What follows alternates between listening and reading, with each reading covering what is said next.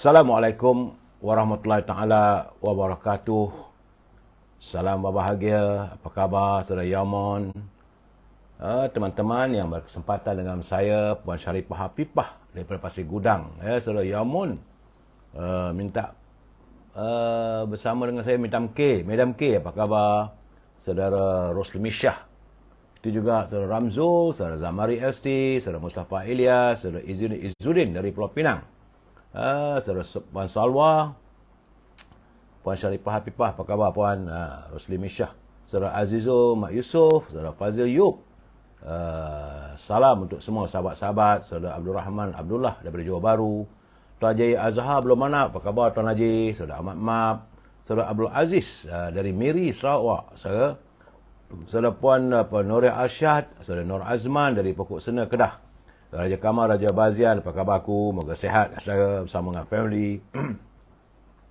Begitu juga saudara Muhammad Paridun Tukiman, saudara Puan Hamidah Kamat, terima kasih saudara Bakar Ahmad dari Senawang, Selangor, saudara Hani Abdullah, waalaikumsalam, saudara Abu Nems, saudara Syahar Ibrahim, saudara Muhammad Hamzah, saudara Zamuddin, saudara Wan M. Bakri, Syahar Ibrahim, Pak Chu, apa khabar dari Langkap Perak, saudara Ramzul, saudara Abu Nem, saudara Rosmini dari Pontian Johor, Puan Noria Arsyad, apa khabar? Saudara Madam K, saudara Muhammad Hamzah Abduli, saudara Madam K, sihat alhamdulillah. Saudara Abdul Ghaffar Hamzah, salam dari Kuantan, kata saudara Abdul Ghaffar. Begitu juga dengan saudara Amy Furniture dari Kajang, Selangor, saudara Jafridin dari Teluk Intan, saudara Abdul Aziz Abdul Rahman dari Tanjung Karang, saudara Abu Nem dari Taiping, Perak, saudara Abu Samah dari Puchong, Selangor, Radin Razak, saudara Roslining Teringot, apa khabar orang Sarawak, saudara Ibjah, salam Madani, saudara Limut dari Kuala Kedah, saudara Nur Ali, saudara Puan Hasnah Jaafar, begitu juga Aftam, Khalid FDM, saudara Hasnah Jaafar, saudara Nur Ali, apa khabar semua? Saudara Kamruddin Ma'aris daripada Jasin, Melaka, saudara Umar Hashim Muhammad Din dari Kemayan, saudara Kamis Nadi, salam. Baru clear katanya saudara Azrul Jalil, saudara Puan Norizan, saudara Kuantan Pahang, hadir dengan cuaca angin sepoi-sepoi bahasa. Puan Rubidin dan pasangannya dari Telajaya, Zack Perry dari Johor. Begitu juga dengan saudara Salih Limbang, saudara Jai Pijo, saudara Kazani, saudara Abdul Hamid dari Kuantan Pahang, Hanizam dari Kajang, Selangor, saudara Kasim Matno dari Bukit Sentosa, Rawang, saudara Vino Kanan, apa khabar? Saudara Nahib Ghazali, saudara Muhammad Asri Dir dari Kuantan, begitu juga saudara Muhammad Zamri, saudara Tok Mat, apa khabar Tok Mat? Legend katanya. Legend dan Besai Sekuntum Bunga Mawar. Terima kasih Syah Ibrahim, saudara Mat Nur, saudara Aziz Mazlan hadir dan support. Terima kasih lah saudara Aman Masrun, saudara Azmi Nordin dari Bagan Datuk Perak, saudara Abu Usman Hashim, begitu juga dengan Ramli Osman. Terima kasih Puan Fazilah Abdullah. Salam Madani katanya Cik Mat Mohaini dari Taping Perak. Apa khabar Om Taping noh? Qayyum Amri, saudara Syed Abdul Hakim Jaafar dari Singapura, saudara Kamarul Azhari. Itu juga saudara Ming Landscape katanya. Waalaikumsalam. Roy Pa, salam dari Terengganu. Saudara Lim, apa khabar saudara Lim? Saudara Ramli Osman, saudara Syaklina, saudara Muhammad Zaki. Terima kasihlah legend. Ada Sekuntum Mawar tu. Saudara Muhammad Isyam, Joe, Ais. Jangan lupa saudara, like, share dan subscribe. Itu saja yang saya minta daripada anda. Ada saudara Yus Aidiras, saudara Wan Syarudin, saudara Abdullah Majid, waalaikumsalam dari Pekan Pahang, saudara Samsul Anwar, hadir dan selamat semuanya saya. Saudara Aris Saleh dari Segamat Johor, saudara Bulan Terang, saudara Syahrul Juandi, saudara Yusri Yusof, Somaddin Mat, Jo Ais dari Rantau Negeri Sembilan, Jaka Linglung dari Pulau Pinang, saudara Kamruddin Osman daripada Kuala Pilah, saudara. Itu juga Richard Bakri, saudara Kamruddin Baharum, salam dari Syah Alam, saudara Alias Abdul Latif, saudara Ramzul, saudara Zainul Rashidin, saudara Hamzah Hussein, saudara Wahab Zain, dan teman-teman yang tak sempat, saudara Aim dari Dungun Terengganu, yang Somat Tin Mat di Kedah Lostar, saudara Khalid, saudara Ahmad Zaki Abdullah dari Pelabuhan Kelang, dan teman-teman yang tak sempat saya santuni, saya mohon maaf. Hari ini juga saya ucapkan salam dan selamat menyambut hari ulang tahun kepada sahabat saya. Dia menyambut hari ulang tahun yang ke-58 katanya untuk isterinya, iaitu Puan Ros di saudara Hashim alias daripada Melaka. Saudara, salam selamat menyambut hari lahir, moga bahagia dan sentiasa sukses dalam sebuah family yang berbahagia, saudara. Baik, saudara, nak disantun satu persatu tengah malam tak habis. Saudara Amar Fan. Saudara, hari ini hari Ahad tanggal 2 Julai yang merupakan hari yang ke-1200. Artinya saudara, sudah 1200 hari dah virus itu masih lagi berlegar di bumi kita ini. Sebab itu saya sering mengingatkan anda supaya menjaga kebersihan diri, menjaga kebersihan serta kesihatan keluarga kita, saudara. Walaupun sudah berkurangan, tapi tak tahulah besok mungkinlah Kementerian Kesihatan akan memberi laporan. Untuk hari ini belum ada laporan yang boleh saya wawarkan. Saudara Lux Junior harap-harap UMNO keluar daripada keharapan, tak mungkin. Dan beliau mengharapkan supaya Datuk Seri Najib segera dibebaskan. Semua harapannya begitu, saudara. Saudara Abdul Rahman, Waalaikumsalam. Semoga dilindungi Allah. Saudara Haji Hamidi, apa khabar Tuan Haji? Beliau berkirim salam juga untuk semua pelayar Amir Hijaz Fan. Ya, Cik Mat Mohaini, salam sejahtera dunia dan akhirat, saudara. Saudara Hamid Mahat, saudara Haslinda, saudara Pak Din, Abrahaman, saudara. Baik, saudara. Kerana tiada laporan daripada Kementerian Kesihatan, kita terus dengan segmen e-commerce. Jadi teman-teman, kalau ada produk, besok dah mula bekerja, saudara. Hari ini tanggal 2 Julai, hari Ahad. Besok kita akan mula bekerja seperti biasa. Cuti pun dah habis. Berusahalah. Dan kalau nak berniaga, saudara, berniagalah. Tak ada masalah. Jika anda mempunyai produk untuk diwawarkan, sila hubungi Al-Azhar di talian 01133041241241. InsyaAllah, bagi saya akan cuba untuk mewawarkan produk anda. Hubungi Al-Azhar 01133041241241.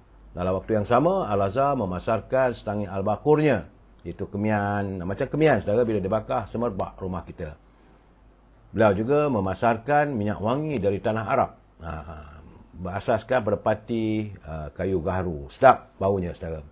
Andainya anda tidak dapat menghubungi Al-Azhar, boleh hubungi Puan Siti Farehah.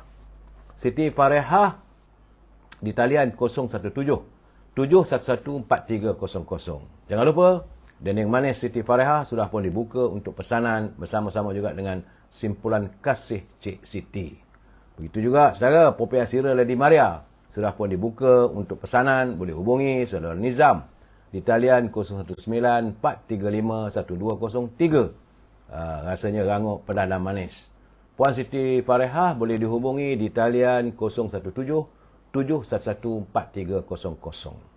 Teman-teman yang nak berniaga, tak ada produk nak dijual, Puan Ros Chun, dia punya produknya melalui syarikat Emirus Super Carrier.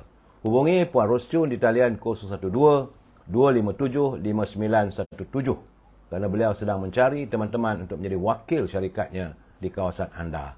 Saudara, itulah seketika untuk e-commerce. Kita masuk segmen naluri kehidupan. Yang ini bagi saya amat penting untuk kita hayati bersama, saudara.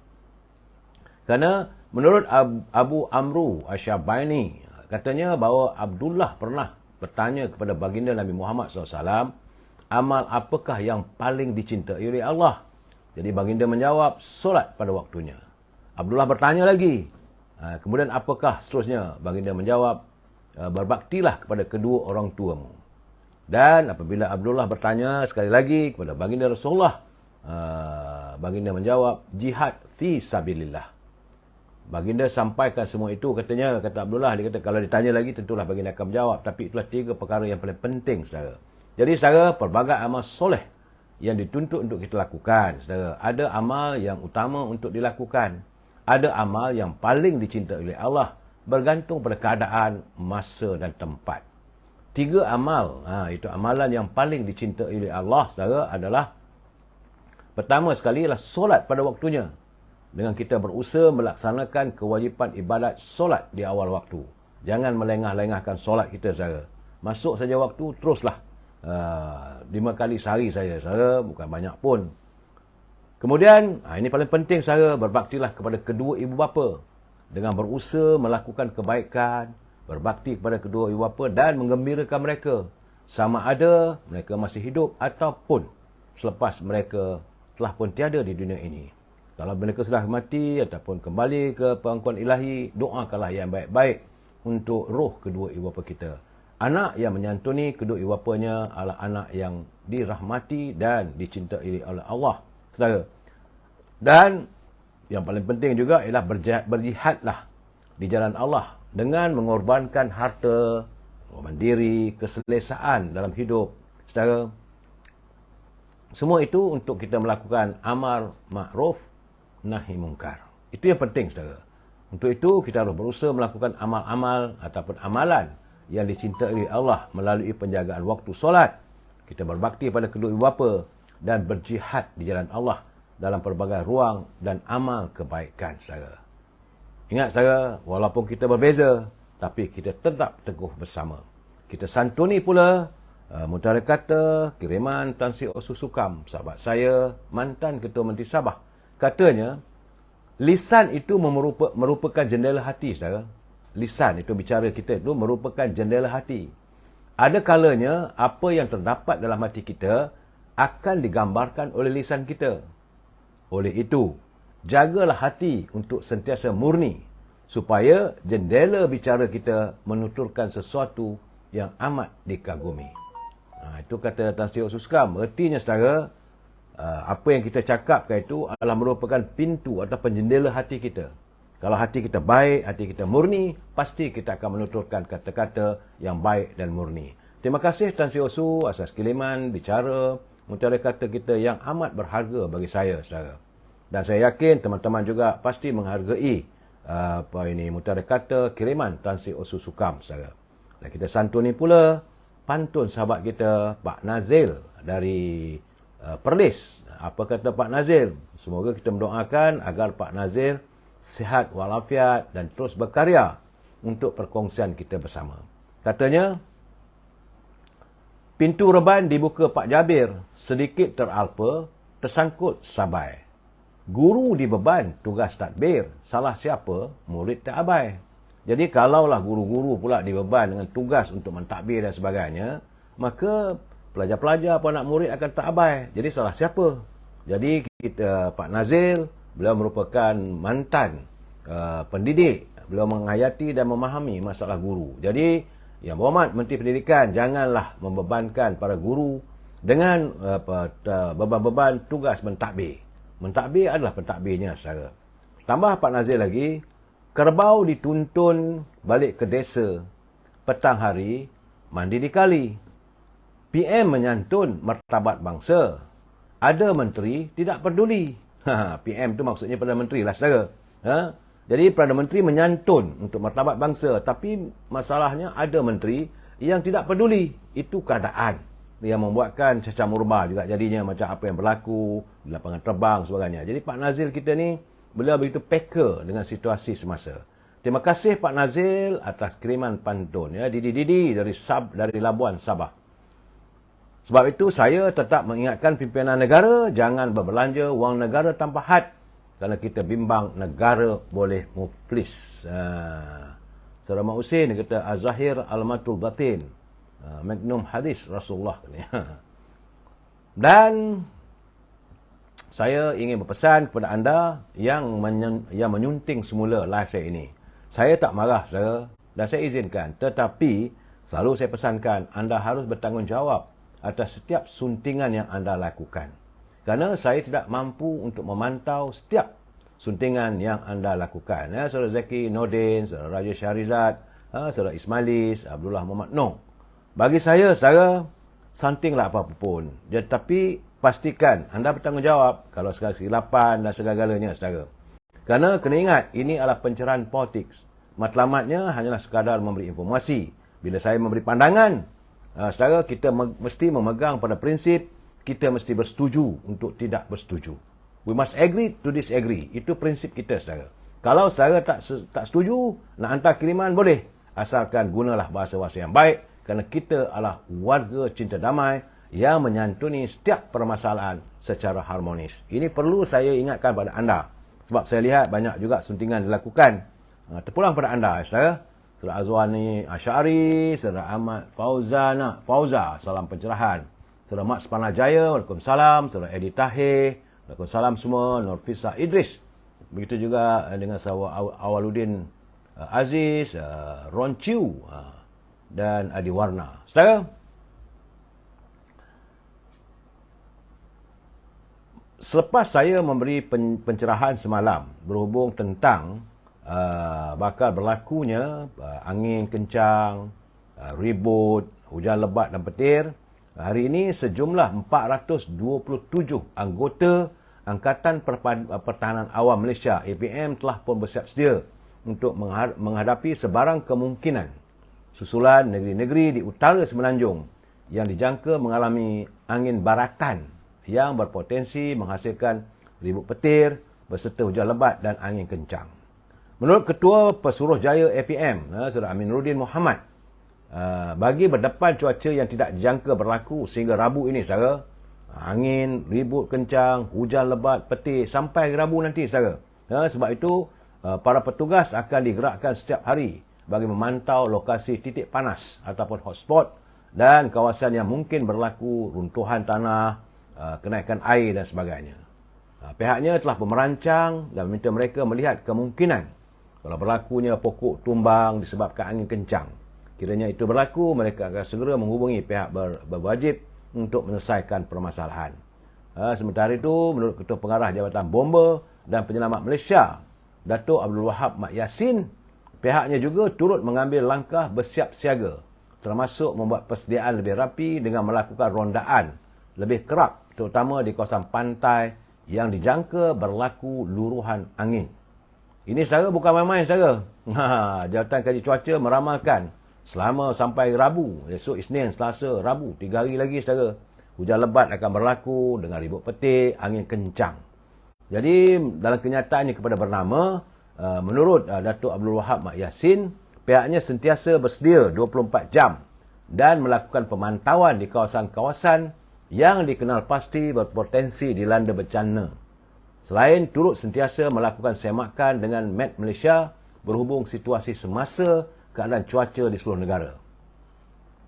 JBPM akan melakukan rondaan melalui Safety Water dan Rescue Teamnya di sebelah pantai timur untuk memastikan dan memberikan ingatan kepada orang ramai agar tidak mengunjungi kawasan pantai dan melakukan apa jua aktiviti termasuklah mandi manda manakala masyarakat nelayan supaya tidak turun ke laut dalam keadaan selama 3 hari ini, saudara. Itu yang dilaporkan oleh Jabatan Kaji Cuaca. Sementara itu, saudara, awal pagi tadi kita menerima berita sedih. Ini berlaku di Kemaman, Terengganu. Akhirnya, sebuah keluarga seramai 10 orang, saudara, dikuatiri lemas selepas mereka dipercaya dihanyutkan oleh kepala air ketika berkelah di Kampung Air Putih. Setakat ini, saudara, 2 mayat telah ditemui dan 8 orang lagi dikuatiri masih hilang. Usaha mencari dan menyelamat kini masih giat dijalankan untuk mengesan kesemua mangsa. Kejadian dikatakan berlaku susulan hujan lebat yang berterusan sejak petang semalam hingga awal pagi tadi. Dan semua mangsa dipercayai membabitkan sebuah keluarga. Menurut Ketua Polis Daerah Kemaman, Superintendent Hanyan Ramlan, bila mengesahkan kejadian itu dengan 2 mangsa yang disahkan maut, membabitkan seorang wanita berusia dalam lingkungan 40 tahun serta lelaki dipercayai berusia dalam lingkungan 20 tahun. Mayat pertama seorang wanita ditemui katanya oleh orang awam di Sungai Kampung Pasir Gajah, kira-kira 24 km dari lokasi keluarga itu berkelah. Kemudian mayat kedua pula membabitkan seorang lelaki ditemui tersangkut pada pokok, kira-kira 3 km dari lokasi kejadian. Jadi, pihaknya mengesahkan semua mayat telah pun dihantar ke bilik forensik Hospital Kemaman untuk tindakan lanjut. Sehingga kini, identiti kedua-dua mayat itu serta 8 lagi ahli keluarga yang dikuatiri hilang belum diperolehi dan polis sedang mendapatkan maklumat untuk mengenal pasti mereka. Bagaimanapun, pihak polis percaya kejadian kepala air itu membabitkan keluarga besar berdasarkan pakaian dan selipar yang ditemui di lokasi kejadian. Polis juga menemui sebuah kereta jenis Proton Gen 2 dan sebuah motosikal jenis SYM di tempat kejadian dipercayai milik mangsa terbabit. Berdasarkan keadaan motosikal yang terbalik dan dalam keadaan kereta yang basah, pihak polis percaya berlaku kejadian kepala air di situ. Bila mengesahkan operasi mencari dan menyelamat, 8 lagi mangsa yang disyaki hilang terpaksa dihentikan jam 6 petang tadi saudara, berikutan cuaca buruk dan dijangka bersambung jam 9 pagi esok. Bersamalah kita berdoa saudara agar kesemua mangsa-mangsa yang terkena enjutan kepala air saudara waktu berkelah. Jadi sebab itu saya katakan saudara, dalam musim-musim begini elakkanlah untuk kita berada untuk berkelah atau berada di pantai kerana cuaca tidak menentu sekarang. Sampai Rabu saudara, semalam saya dah beri peringatan kepada anda bahawa menurut laporan Jabatan Kaji Cuaca, hujan, ribut, petir dan juga angin kencang berlaku saudara. Baik saudara, itu yang berlaku tepat di negara kita. Dan saya juga menerima laporan daripada Tanah Suci Mekah sehingga hari ini saudara, hari ini 2 lagi lelaki meninggal dunia pada hari Jumaat lalu saudara, menjadikan keseluruhan 4 orang jemaah haji kita meninggal dunia setakat ini. Demikian menurut Menteri di Jabatan Perdana Menteri, Senator Datuk Muhammad Naim Mokhtar, yang berkata kematian lelaki berusia 72 tahun dan 60 tahun itu masing-masing disebabkan jangkitan kuman pada paru-paru serta serangan angin ahma dan kegagalan jantung. Saudara, dan kita mengharapkan agar warga kita yang berada di Tanah Suci Mekah 4 bulan akan kembali ke tanah air dalam keadaan selamat. Setakat ini 13,219 jemaah haji ataupun 56% telah pun meninggalkan Mina pada Jumaat lepas selepas mereka melakukan nafar awal.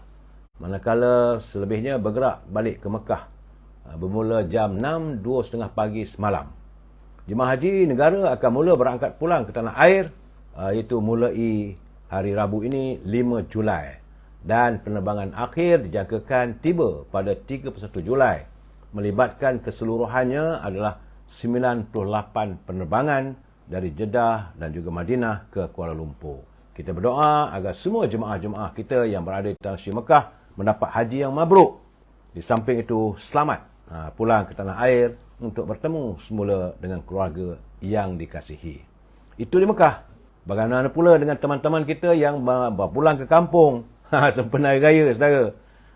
Saya dipahamkan laporan daripada Bukit Karitam hingga ke Johor jalan agak perlahan lah lebuh raya sebab kendarakan sesak kerana banyak kereta sudah pun mula bergerak untuk kembali ke kota sejak malam semalam. Tetapi yang agak menyedihkan itu anak-anak perantau Kelantan yang mula menggerakkan untuk pulang kembali ke kota untuk mencari kehidupan mereka. Selepas sambutan Aidiladha, mereka terpaksa menempuh perjalanan yang sangat panjang. Ini akibat trafik yang perlahan. Malahan sejak semalam saudara, dari Kota Baru ke Gua Musang pun yang selalu kebiasaannya mengambil masa kira-kira 3 jam tapi menjadi 5 jam akibat pertambahan jumlah kenderaan. Tinjauan di Gua Musang, Kuala Kerai dan Gua Musang Kuala Lumpur mendapati kenderaan yang menghala ke Kuala Lumpur semakin bertambah serta memberi kesan pada aliran trafik. Malah sejak semalam saudara ada perantau yang terpaksa mengambil masa sehingga 14 jam saudara dari Kota Baru ke Kuala Lumpur, sedangkan berbanding dengan hari-hari biasa cuma 7 jam, itu 2 kali ganda. Jadi teman-teman yang masih lagi dalam perjalanan, kalau tersangkut dalam kesesakan lalu lintas, saya harapkan anda bersabar. Jangan gopoh-gapah, bertenang. Nak buat macam mana? Keadaan begitu, semua orang balik kampung. Kerana perayaan Aidiladha di Pantai Timur, khususnya di Kelantan, memang disambut begitu meriah. Ketua Polis Daerah Gua Musang, Sin Chuk Fu berkata, bilangan kenderaan bertambah sejak semalam sehinggalah hari ini. Jadi dengan berlakunya pertambahan kenderaan dari semalam, ekoran pergerakan serentak perantau ke ibu kota serta cuti Aidiladha. Jadi bagaimanapun pihak polis berusaha untuk menguraikan supaya jajaran ataupun kesesakan lalu lintas itu dapat diatasi. Namun tidak mungkin mampu dilaksanakan secepat mungkin kerana jumlah kenderaan yang begitu banyak menghala daripada Kelantan ke Kuala Lumpur. Bertabahlah teman-teman, berhati-hati saudara. Itu kedudukan tentang untuk balik ke Kuala Lumpur. Dalam saat kita nak balik ke Kuala Lumpur, nak memulakan kerja besok, saudara, yang bekerjalah, yang berniagalah. Sebab itu sekarang ini rakyat mengharapkan. Saudara, rakyat menanti agar formula bijaksana dapat dilakukan oleh pimpinan negara untuk memulihkan kedudukan ringgit yang dilihat agak begitu menurun, yang saya sifatkan merudum sebelum perayaan Aidiladha. Sekarang ni musim cuti dah habis, dan rakyat sudah bekerja dan mengharapkan supaya ringgit dapat ditambat dalam suasana yang lebih kukuh lagi. Kerana kalaulah ringgit itu didagangkan pada harga yang rendah berbanding dengan dolar Amerika, ini akan menyebabkan harga barangan di pasaran meningkat. Dan tentulah akan membebankan kehidupan rakyat. Kita yakin saudara, sebab hari ini sehingga saat inilah, hari ini hari Ahad, belum dapat laporan sepenuhnya kedudukan nilai mata wang di pasaran. Cuma besok pagi mungkinlah dalam pukul 9 pagi kita boleh lihat apakah kedudukan ringgit kita itu meningkat ataupun kekal barang dijauhkan Allah menurun. Kerana saat ini kita adalah antara negara yang mengalami kemerosotan harga nilai mata wang kita berbanding dengan dolar Amerika. Walaupun dengan negara-negara lain kita masih lagi dalam keadaan mengukuh. Namun begitu, bila kita dengan dolar Amerika susut begitu teruk, RM4.66 untuk $1, saudara. Ini mengakibatkan bila kita beli barang, kita mengimport, khususnya barang-barang makanan, barang keperluan, kerana pertukaran yang digunakan, yang diunjurkan adalah dengan pertukaran dolar Amerika. Itu yang menyebabkan harga meningkat. Ya, saudara, bertabahlah, bersamalah kita berdoa agar kerajaan dapat mencari formula yang terbaik. Tambahan pula sekarang ini ada gubernur baru, gubernur Bank Negara. Dan kita mengharapkanlah saudara Fizi khususnya, Menteri Ekonomi, dapat menangani permasalahan ini, saudara. Sebab kita kalau boleh, sebaik mungkin kalau boleh kita mahu, biarlah Malaysia ini dapat mencontohi Thailand. Sebab kabarnya Yang Amat Berhormat Abang Mat Sabu, Datuk Seri Mat Sabu akan berangkat ke Itali untuk menghadiri seminar pertanian. Tapi bagaimanapun kita harus melihat, saudara, bagaimana negara Thailand sekarang ini dilihat berada pada landasan yang tepat. Kerana saat ini negara Thailand merupakan pengeksport beras kedua terbesar di dunia. Dia berada dalam keadaan tepat untuk menjadi pengeksport beras terbesar di dunia. Dan menyasarkan penghasilannya melebihi 8 juta tan untuk dieksport pada tahun ini, saudara. Bukan hasilnya 8 juta, ada 8 juta tan itu untuk dieksport. Sedangkan untuk rakyatnya memanglah mencukupi.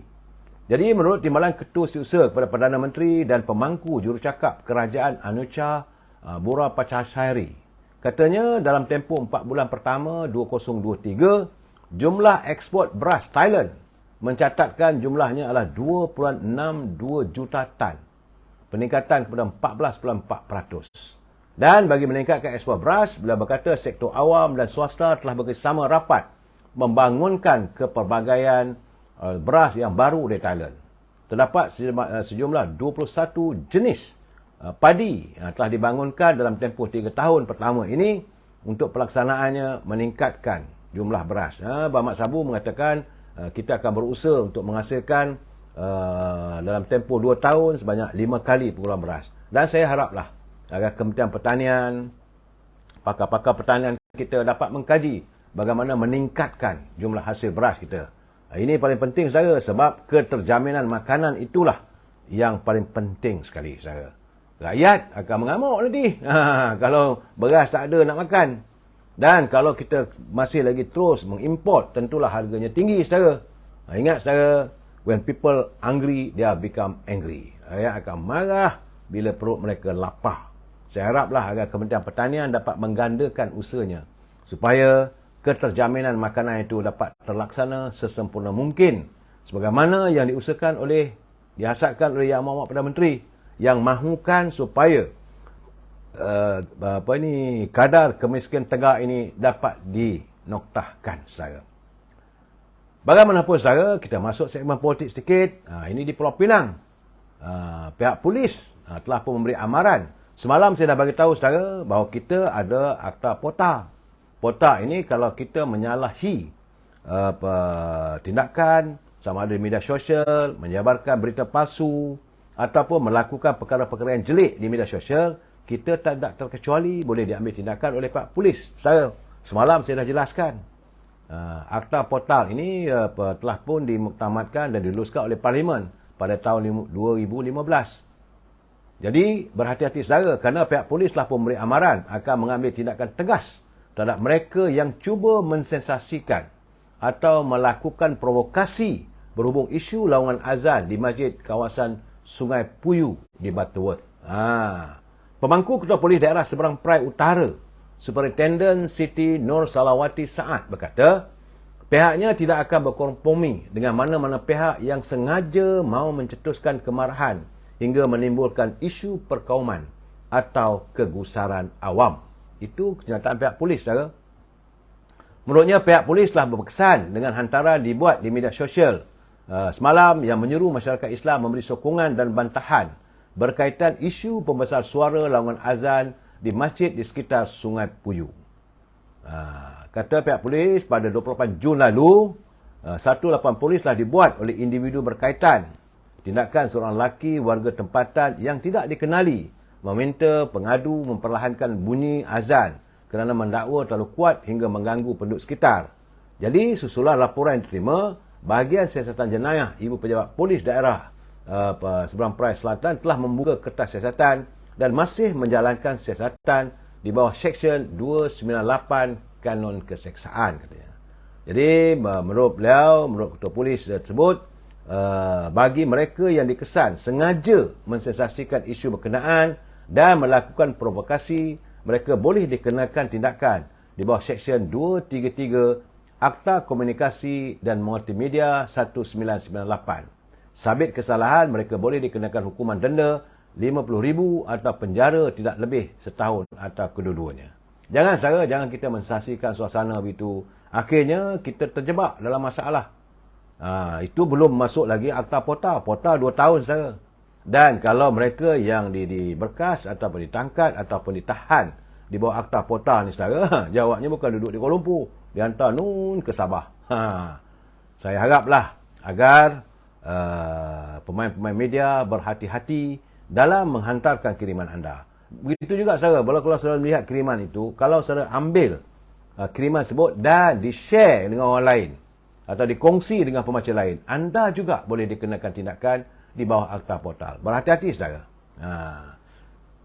Begitu juga sekarang ni saya melihat bagaimana kenyataan yang berhubungan pada menteri tentang adanya pihak yang katanya seolah-olah mengugut beliau untuk menghentikan usaha untuk memerangi budaya rasuah. Jadi, menurut ahli Pasir Gudang, ahli Parlimen Pasir Gudang, katanya Perdana Menteri Datuk Seri Anwar Ibrahim perlulah mendedahkan kepada umum identiti sebenar geng yang dimaksudkan, geng kaya yang dimaksudkan cuba mengugut untuk menjatuhkan kerajaan perpaduan.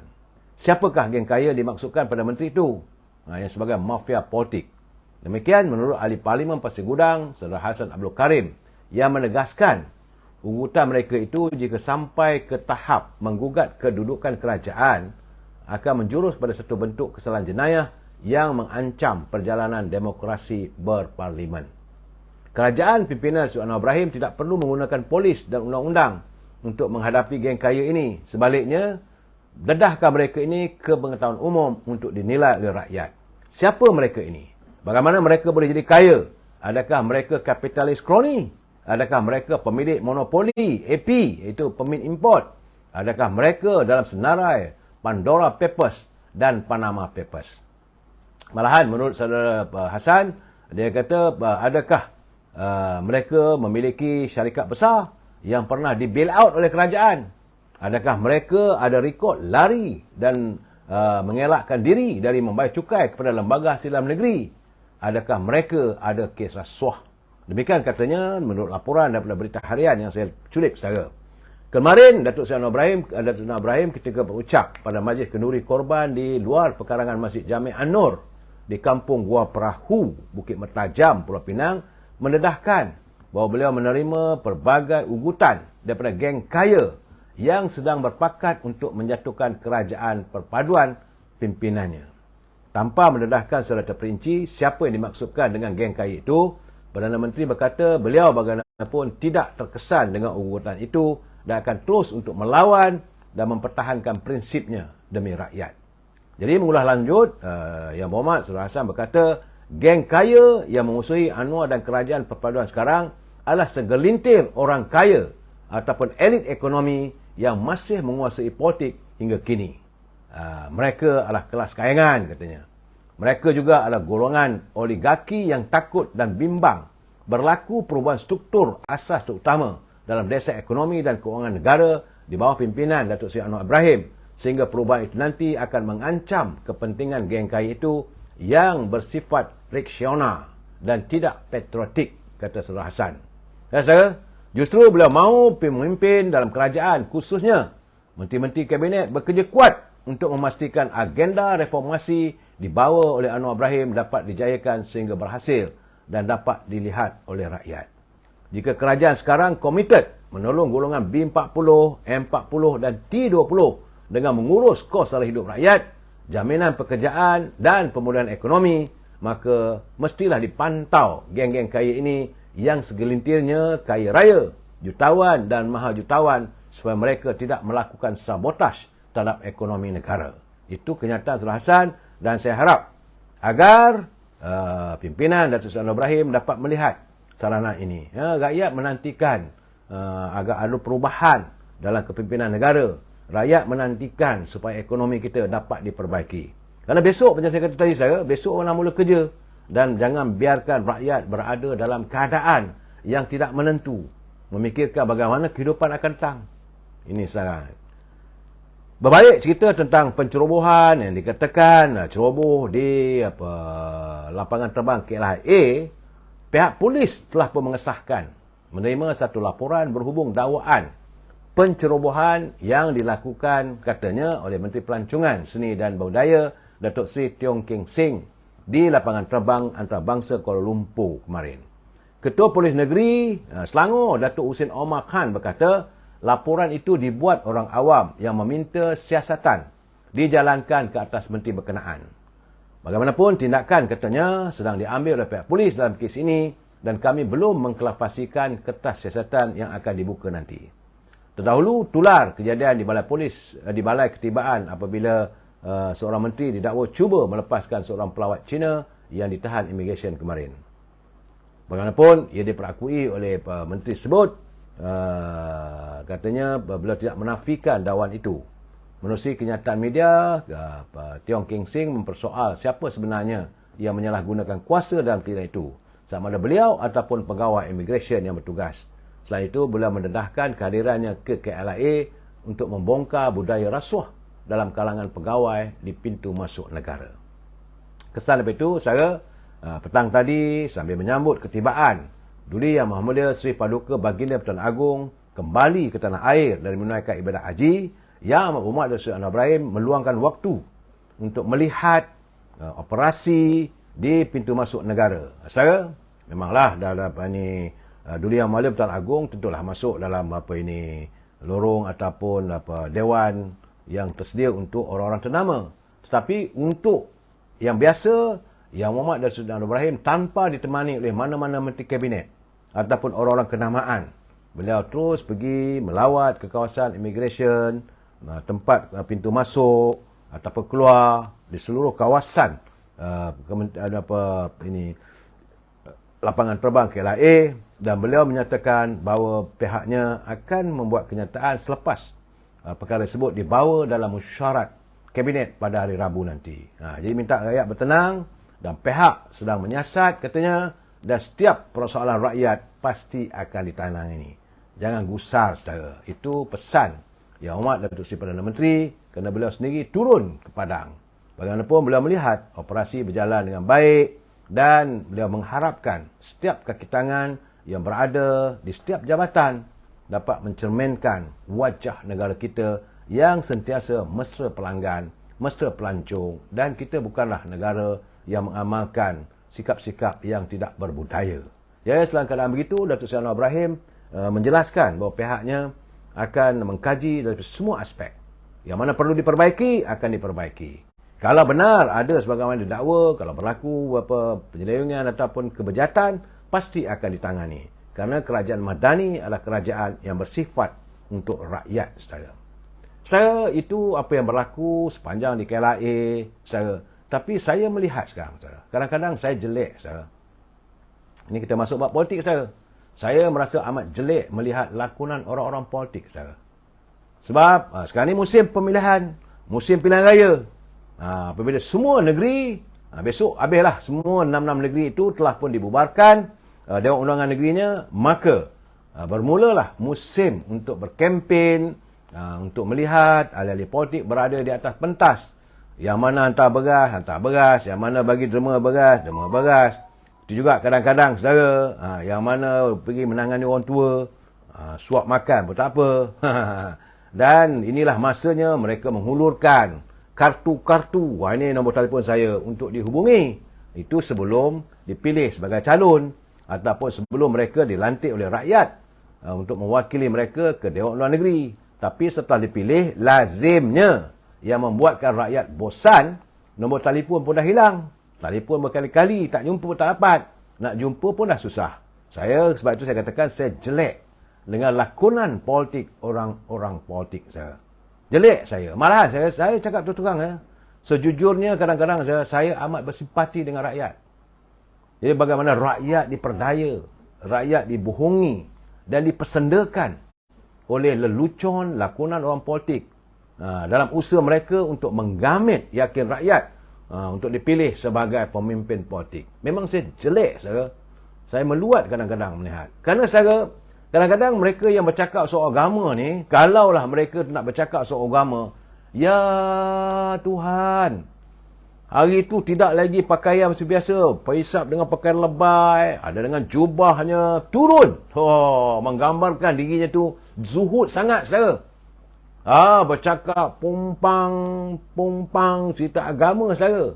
Tapi, saudara, kalau mereka sampai ke kota raya di Kuala Lumpur, saya melihat, saudara, berada di Kuala Lumpur, mereka tidak lagi mengenakan jubah. Entah ke mana hilang jubah tu, saudara. Lebay yang dulu dipakai juga dah terbang entah ke mana. Capal juga entah ke mana dah bersepai-sepai. Sebab bila mengenakan kot, jenama mahal, saudara. Bertali leher. Kemudian baju, pejama yang mahal. Kasut, Tuhan aja yang tahu. Turun daripada kereta yang mahal-mahal, segak bergaya, saudara. Capalnya sudah berganti dengan kasut yang mahal-mahal. Itu lakonan yang saya meluat tengok, saudara. Nampak zuhud, nampak baik. Bila datang ke kampung, saudara, berceramah, wajahnya begitu jernihlah kononnya digambarkan. Tapi kalau sampai di tengah kota raya Kuala Lumpur, matanya liar. Tengok kalau ada wajah-wajah anak gadis yang boleh menghiburkan hati mereka. Itu lakonan orang politik yang membuatkan saya meluat melihat mereka. Bercakap di atas pentas politik. Betul, Saudara Ali Abdul Latif. Terlalu banyak mulut semuanya nak jadi ternama. Betul. Kononnya dialah hebat. Orang lain semua salah. Datang ke kampung, wajah zuhud saya. Tapi bila sampai ke kota raya Kuala Lumpur, ataupun di Pulau Pinang, atau Johor Bahru, meninggalkan desa, berubah wajah. Jadi bagi saya, kenapa berlakon begitu? Kenapa rakyat ditipu dengan penampilan anda? Saya pentas politik, mulutnya becuk. Soal lain tak ada saya. Kononnya nak memimpin negara dengan slogan bersih dan stabil. Sedangkan mereka, saya tahu, mereka juga tahu ataupun mereka tidak sedari bahawa fail diri mereka sudah pun mula disemak oleh Suruhanjaya Pencegah Rasuah. Bila saya dengar mereka berceramah tu, saya kata, ya Allah, ya Tuhanku, kita akan mengutarakan kepimpinan yang bersih untuk mewujudkan satu kerajaan yang stabil. Kita tak mahu lagi ada je pemimpin yang terperlengu dengan korupsi. Tapi K-nya diri mereka sedang diselak satu persatu oleh Suruhanjaya Pencegah Rasuah. Ada pula tu sekarang ni yang akan menanti giliran untuk berada di mahkamah. Itu keadaan saya. Sebab itu saya rasalah jangan jadikan pentas politik ni tempat lakonan. Saudara, bila berceramah orang lain semua tak betul. Dia seorang aja betul. Orang lain semua tak betul, saudara. Malahan kadang-kadang dengan bahasanya orang macam haprak lah katanya. Sedangkan dia sendiri tu, lihat, turun ke Selangor, pergi berkempen di Kuala Selangor ke, di Tanjung Karang ke, di Shah Alam ke. Ingat, saya hadir untuk membela rakyat. Sepanjang kamu jadi wakil rakyat, apa yang kamu bela pada rakyat? Kebanyakan mereka yang berucap di pentas politik hari ini, saudara, saya melihat mereka adalah mantan atau yang pernah berjawatan sebagai menteri, berjawatan sebagai wakil rakyat. Bukan tak ada jawatan. Tapi apa yang mereka lakukan? Tetapi di atas pentas politik, seolah mereka tak pernah melakukan walau sedikit pun kesilapan pada rakyat. Saya melihat mereka yang berdosa pada rakyat sedang pun berpesta untuk mencaci setiap kepimpinan, saudara. Saudara Zaini, dia kata ekonomi negara teruk. Kerajaan nampak macam tak tahu nak buat apa-apa. Saya tak tahulah, saudara Zaini. Saya mengharapkan dalam keadaan begini, sebab itu saya dah tegur tadi. Rakyat mengharapkan agar besok mulai Isnin ini ada sesuatu yang dilakukan, ada formula yang dilakukan. Tapi saya nak bercakap sebab sekarang ni musim berkempen. Mereka yang dah keluar daripada UMNO tanpa segan dan silu memaki hamun, tanpa melihat kekayaan mereka, macam saya katakan semalam, datang dari mana? Di mana mereka sebelum mereka memegang jawatan dalam parti UMNO? Di mana mereka waktu itu? Apakah mereka kaya raya macam sekarang? Boleh menghantar satu lori beras? Tak mampu, saudara. Tapi bila mereka dah kaya raya, kalau mereka dah keluar dari UMNO, aduh, bagai nak rak dimakinya pemimpin UMNO yang ada sekarang. Jadi di mata mereka, UMNO itu memang hina sehina-hinanya. Sedangkan mereka sebenarnya kadang-kadang saya bersetuju jugalah dengan pandangan Datuk Khalid Nordin. Macam budak seorang tu. Hari-hari bercerita UMNO tak betul. Selepas dirinya dipecat sebagai ahli UMNO. Jadi retinya dia ni macam orang kata gila talak. Nak balik pada UMNO tak boleh. Tapi rindu, kasih, sayang pada UMNO tu ada. Dan menjadikan UMNO itu kononnya boleh mengangkatlah nama dia popular. Supaya daripada lamannya itu orang semua nak dengar. Kerana nak kutuk maki UMNO. Itu keadaannya, saudara. Dan hari ini, semalam saya mendengar usaha-usaha scheme of thing masih berjalan lagi nampak gayanya. Apabila kumpulan reformasi pilihan raya bersih, beliau mengingatkan pengerusi Perikatan Nasional Tan Sri Muhyiddin Yassin bahawa syarikat berkaitan kerajaan GSC bukan mesin ATM untuk membayar gaji penyokong setianya. Sekarang kumpulan reformasi bersih dalam satu kenyataan yang mengatakan bahawa Jawatankuasa Pemandu Bersih melihat janji Perikatan Nasional berkaitan lantikan politik dalam GST sekiranya mereka memenangi 6 pilihan raya negeri adalah bertentangan dengan tadbir urus yang baik dan merupakan salah guna kuasa. Semalam saya dah bercakap, ini percaturan scheme of thing. Bagi saya, itu bukan salah guna kuasa. Itu merupakan korupsi yang tertinggi. Siapa saja ahli-ahli parlimen ataupun calon yang menjanjikan sesuatu untuk jawatan, untuk pendapatan, mereka ni boleh dibawa dari bawah akta rasuah, saudara. Sebab itu kata jurucakap Jawatankuasa Pemandu Bersih, GSC ialah syarikat yang wujud untuk memelihara dan mengembangkan kekayaan awam dan bukan mesin ATM parti politik untuk meletakkan penyokong setia parti-parti dalam senarai gaji negeri, katanya. Jadi dalam mengisytiharkan hasratnya secara terbuka, kami juga tertanya-tanya sama ada ia satu bentuk pembelian undi untuk mendapatkan sokongan. Ini kerana adanya pemimpin, saya tak tahulah, tapi dituju pada Tan Sri Muhyiddin. Bersih mengulas janji Tan Sri Muhyiddin untuk melakukan pelantikan politik dalam GSC jika gabungan itu memenangi pilihan raya negeri akan datang. Artinya, kalau menang pilihan negeri, mereka ini adalah negeri-negeri ada juga mempunyai syarikat-syarikat GSC-nya seperti MB Incorporated, MBI. Mungkin dengan tawaran-tawaran itu dan ini, saudara, Kerana awal minggu ini Tan Sri Muhyiddin dilaporkan berkata Perikatan Nasional bersedia membentuk kerajaan di semua 6 negeri jika menangi pilihan raya dan telah memperuntukkan jawatan pentadbiran termasuk ketua JSC negeri. Ini yang kata skip opting saja. Jadi dalam keadaan begitu, Bersih mengharapkan agar janganlah dijaja jawatan-jawatan begitu untuk menggamit pengundi atau penyokong. Bersih konsisten sebagai pemerhati dan kumpulan pendesak di semua pentadbiran yang berbeza sepanjang tahun.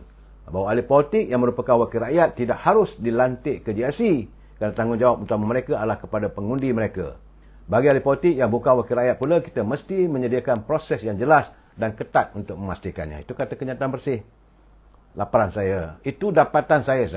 Sebab itu sekarang ni orang maki hamun bagai nak agak. Dan saya ingatkan dah reda. Saya ingatkan sekarang ni tentulah mereka akan menjadikan Datuk Seri Anwar Ibrahim sentrik. Selepas UMNO cuma dapat UMNO Barisan Nasional cuma dapat 30 kursi parlimen saja dalam pilihan raya umum yang lalu. Ingatkan dah reda. Rupanya mereka nampak gayanya mereka masih lagi berdendam. Saya tidak tahu kenapa. Kenapa mereka masih lagi berdendam terhadap Presiden UMNO. Masih lagi serangan bertubi-tubi dihalakan. Macam dah tak ada isu.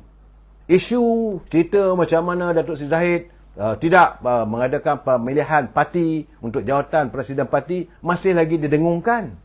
Benda dah selesai lama pun. Ahli-ahli UMNO menerima keadaan dengan baik, tak ada masalah. Jadi isunya kononnya bahawa kononnya kerana Zahid lah UMNO kalah teruk.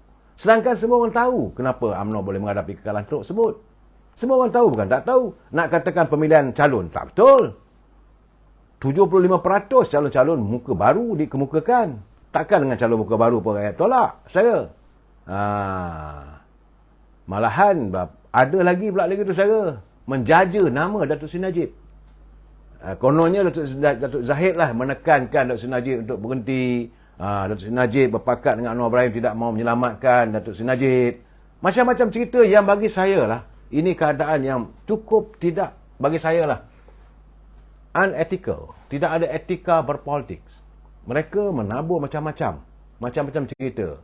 Dan sepatutnya sekarang ni kena terima hakikat, saudara.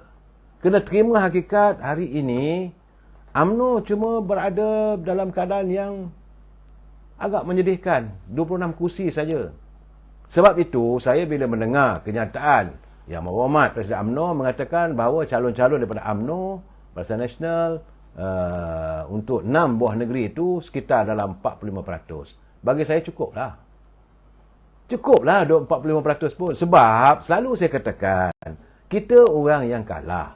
Loser cannot demand. Orang yang kalah tak berhak untuk menuntut lebih. Berapa orang nak bagi pun terima je lah. Jangan kata kau, ini UMNO, ini kawasan ni UMNO nak bertanding. UMNO mesti bertanding di Selangor 25 kursi.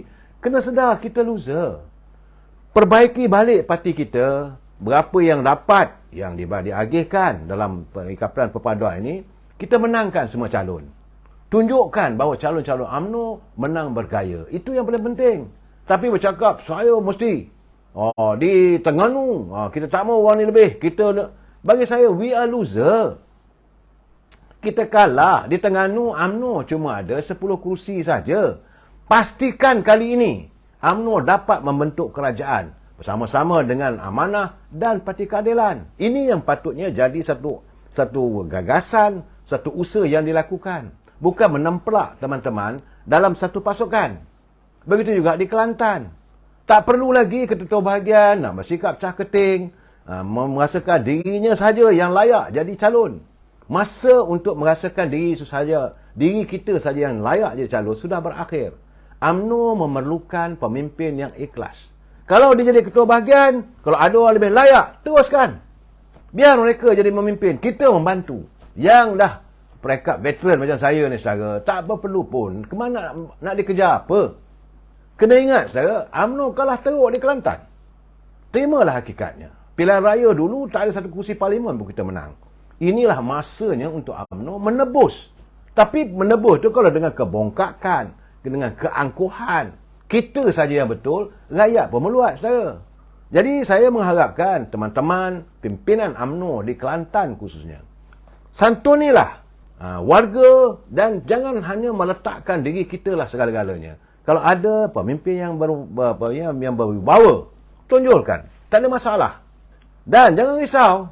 Musim kempen-kempen ni saya mengharapkan agar ada juga diwujudkan kumpulan yang memantau setiap ceramah, direkod. Jangan lupa saudara, sebab macam semalam saya dah bagi tahu, kita ada akta Suruhanjaya, akta POTA. Ini boleh digunakan saudara.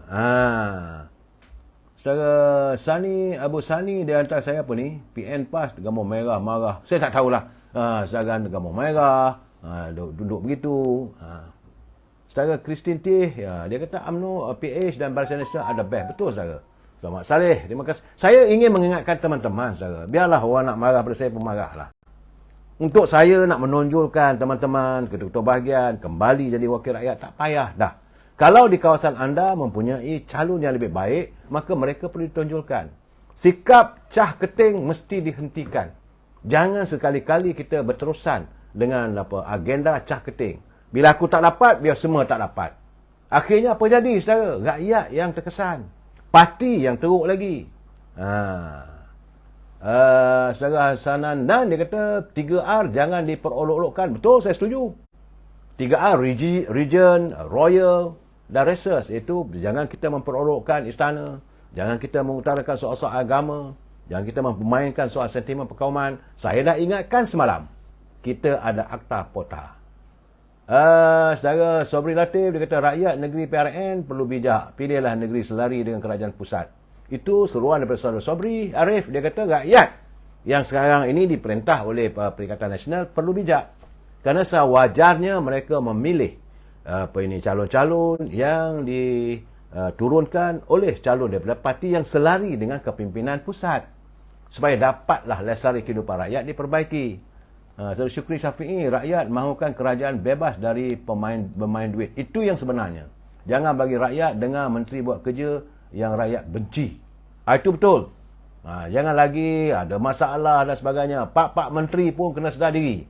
Anda berada di anjung kuasa sekarang ini bukan untuk membesarkan diri anda, melebarkan pengaruh anda, tapi adalah untuk membantu usaha murni Yang Berhormat Datuk Seri Perdana Menteri untuk pertama sekali membebaskan negara ini daripada kemiskinan tega. Kita harus menoktahkan. Sebagaimana kenyataan Datuk Seri Mat Sabu, dia kata memang setiap kali Presiden persidangan mesyuarat Kabinet, itu yang diutarakan. Dan kena ingat, kehadiran Parti Keadilan yang membawa slogan mahu membasmi derita rakyat. Kita harus menghapuskan segalanya sebaik mungkin derita rakyat. Cukup-cukuplah. Musim pemilihan sudah selesai. Musim kita bercuti panjang sudah selesai. Sekarang ni kita semua menanti musim. Berapakah jumlah kerusi yang akan diagih-agihkan di kalangan parti-parti komponen? Mereka nak bagi 100 kerusi ke 200 kerusi sebelah sana, itu terpulang pada mereka. Kita fikirkan, kita ada 4 buah parti dalam Ikatan Perpaduan, saudara. Ini di Semenanjung, saudara, sebab Sabah Sarawak tak bertanding. Di Semenanjung ada 6 negeri, di Negeri Sembilan, Selangor, Kedah, Pulau Pinang, Kelantan dan Terengganu. 6 negeri ini agihan kursinya bagaimana? Jangan kita meletakkan kepentingan diri kita mengatasi kepentingan ramai. Dan paling penting, sifat keakuan itu mesti dibuang. Jangan ada sikap I ataupun saya ataupun aku. Kita mesti cakap kita. Jadi artinya bukan aku yang boleh menang, bukan aku menjadi calon, tapi kita. Kita meletakkan siapa calon yang terbaik. Kita meletakkan calon dan kita mesti menang, bukan aku menang. Saudara Mauzah Ziah dia kata nampak gayanya, dia kata Datuk Anwar Ibrahim makin menambah derita rakyat. Pula dah. Ini kena fikir Datuk Seri. Saya tak tahu, ini kenyataan daripada Puan Mauzah Ziah. Kalau itu berlaku, kena diselidiki sejauh mana benarnya. Saya juga berterima kasih kepada Setiausaha Politik yang membawa Perdana Menteri, Ketua Setiausaha Politik, Saudara Sam, Saudara Samsul, bahawa orang yang membuat kenyataan itu tak betul. Kononnya dia ada penasihat kepada, ada pembantu kepada Setiausaha Politik Perdana Menteri yang mendoakan kesihatan Tuan Guru Haji Hadi dengan kejayaan yang negatif. Katanya tak ada. Malahan menurut Saudara Samsul Iskandar, Dia kata waktu sebaik saja diberitahu bahawa kesihatan Tuan Guru Haji Hadi dalam keadaan yang agak ini tidak baik. Beliau terus menghubungi anak Tan Sri Haji Hadi, bertanya khabar dan mendoakan agar beliau segera sembuh. Saya selalu mengatakan soal politik, tapi soal kemanusiaan kita harus santuni bersama. Jadi saya mengharapkan besok anda nak bekerja. Selamat bekerja. Yang mana orang politik, mulakanlah gerakan. Besok kita melakukan langkah pertama sebab malam besok saya akan bercakap tentang GLC milik kerajaan. Dalam isunya sekarang ni saya akan bertanya di mana silapnya kita. Jumpa lagi besok. Wabillahi taufiq wal hidayah. Assalamualaikum warahmatullahi taala wabarakatuh. Selamat malam.